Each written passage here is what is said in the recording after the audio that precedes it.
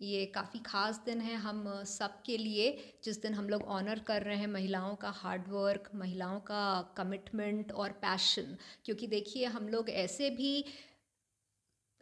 Equality की बात करते हैं, लेकिन इक्वालिटी हो नहीं सकता है जहाँ महिलाएं होती हैं। क्योंकि देखिए हम लोग को घर की रिस्पॉन्सिबिलिटीज़, बच्चों की रिस्पॉन्सिबिलिटीज़ और उसके साथ हमारा काम का रिस्पॉन्सिबिलिटी आता है।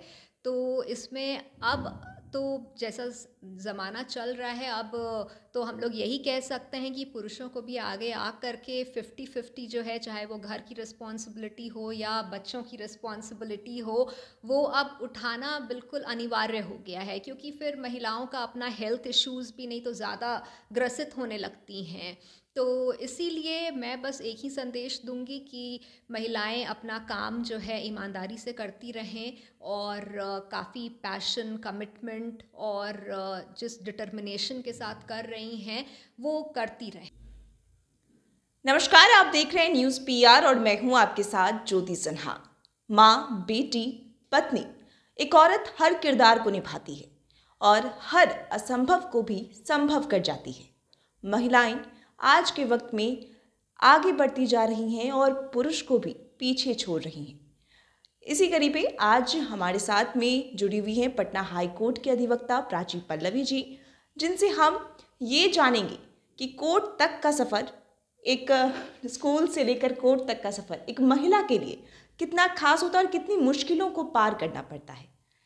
नमस्ते ज्योति जी और सभी दर्शकों को स्वागत। और सबसे पहले तो महिला दिवस की मैं आपको भी शुभकामनाएं देना चाहूँगी और जितने दर्शक जुड़े हुए हैं सबको शुभकामनाएं देना चाहूँगी।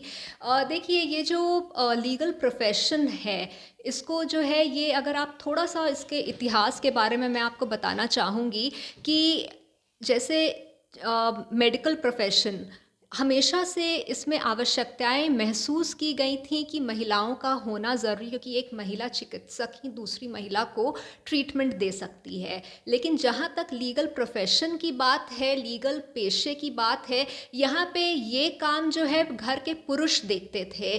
जहाँ भी कोई विवाद है, और इसमें जो है बहुत पर्दानशीन महिलाओं का बहुत ही थोड़ी सी आवश्यकताएं थी, जहाँ पे एक महिला वकील की ज़रूरत हो सकती है। लेकिन ज़्यादातर ये प्रोफेशन जो है पुरुष प्रधान ही रहा है।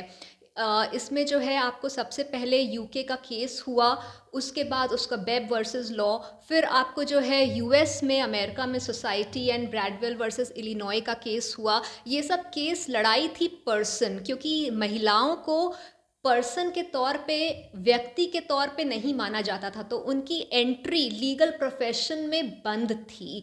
तो उसके बाद हमारे भारत में जो महिलाएं हैं, आज के दिन एक बार उनका स्मरण करना सबसे ज़्यादा ज़रूरी है।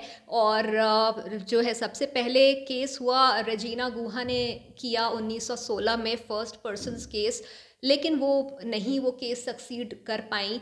उसके बाद जो है सुधांशु बाला हजरा जी ने, उन्होंने 1923 में सेकंड पर्सन्स केस फाइल हुआ पटना हाई कोर्ट में। और इनफैक्ट जो हमारी ये लीगल जर्नी है महिला अधिवक्ताओं की लीगल प्रोफेशन में, ये पटना हाई कोर्ट से ही शुरू होती है 1923 से। और इसी के बीच जो है the legal practitioners women act 1923, वो एक्ट जो है एग्जिस्टेंस में आया, जिसमें महिलाओं को पर्सन्स का स्टेटस मिला। और उसके बाद ही जो है ये सुधांशु बालाजी जो हैं एनरोल्ड हुई बाकायदा वकील के तौर पे।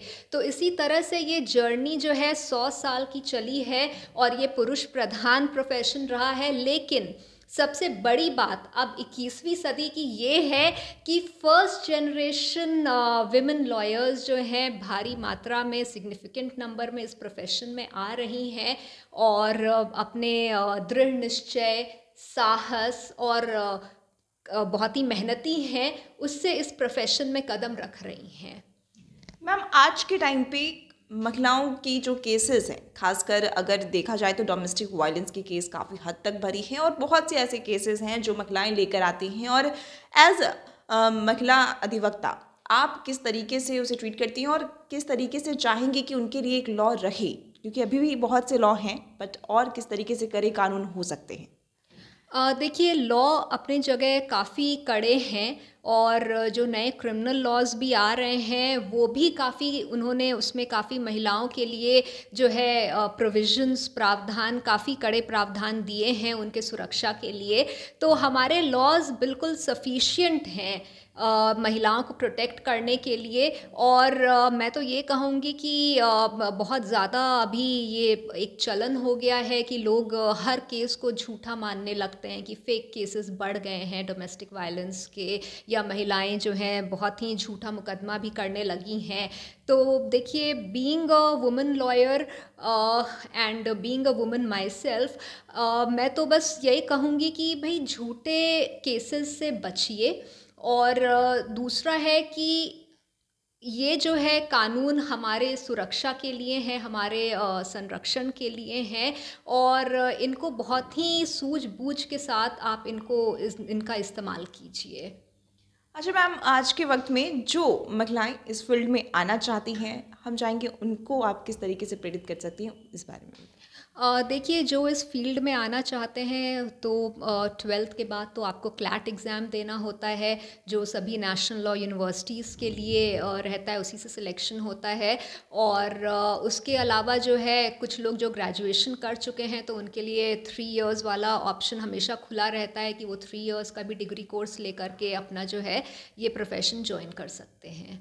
अच्छा मैम, हम वुमेंस डे स्पेशल को सेलिब्रेट कर रहे हैं, तो लेकिन हम इसमें ये जानना चाहेंगे कि आज के वक्त में जो महिलाएं हर एक प्रोफेशन में हैं, चाहे अब स्कूल की टीचर हों या फिर प्लेन में पायलट हों, आज हर जगह महिला है, और जिस तरीके से पुरुषों को भी महिला पीछे छोड़ रही है, इस पर हम चाहेंगे कि आप हमारे दर्शकों को कुछ बताएं। देखिए, जैसा कि मैंने कहा कि जैसे ये एक पुरुष प्रधान प्रोफेशन है, लेकिन फर्स्ट जनरेशन लेडी लॉयर्स यहाँ आ रही हैं। आपको एक चीज़ ध्यान में रखना होगा कि इस प्रोफेशन खाली पुरुष प्रधान नहीं है। दूसरा है कि यहाँ आप जैसे ही प्रैक्टिस में आते हैं, आप इंडिपेंडेंट हो जाते हैं। आपको इंडिपेंडेंटली अपने क्लाइंट्स लाने होते हैं, इंडिपेंडेंटली आपको अपने लिए काम ढूंढना होता है। तो ये बहुत बड़ी बात है कि अगर इस प्रोफेशन में कोई फर्स्ट जनरेशन आ रहा है और उतना कॉन्फिडेंस के साथ, उतना दृढ़ निश्चय के साथ, और इसमें काम करना, क्योंकि इसमें देखिए वर्किंग आवर्स भी काफ़ी ज़्यादा लगता है, क्योंकि कोर्ट के बाद आपको चेंबर में भी बैठना पड़ता है।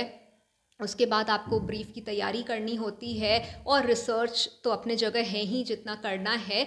तो देखिए, और दूसरा है कि महिलाएं हर प्रोफेशन में हर जगह आ रही हैं, तो हम लोग की जो परेशानियां हैं वो बढ़ी भी हैं।